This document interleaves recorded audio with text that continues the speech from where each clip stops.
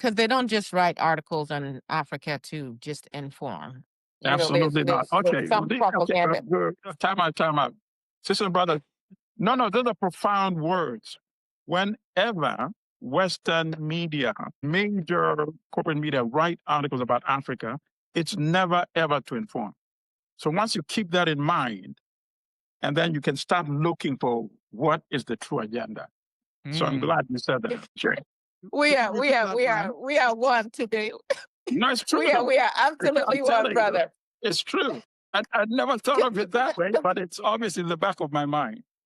Because I was like, what is your point? Okay, so you're using your international space to validate that they're calling for protests in advance. So are you trying to delegitimize the elections before they happen?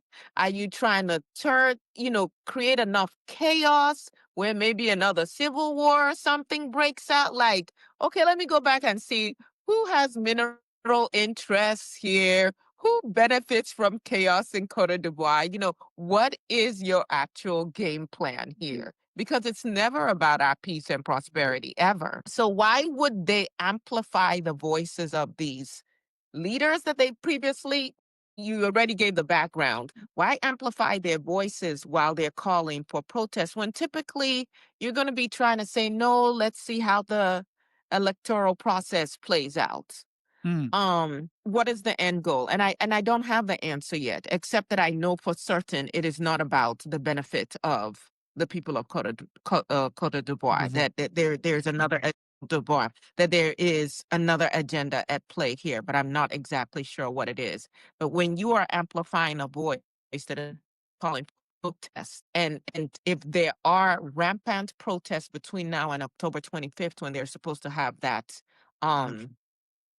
that election, given what you see happening in other countries in this area, given what you see that just happened in Madagascar, are you really aiming for? I don't know what the end game is here. And maybe it is that you put in much chaos that you put in power stays on. I don't know.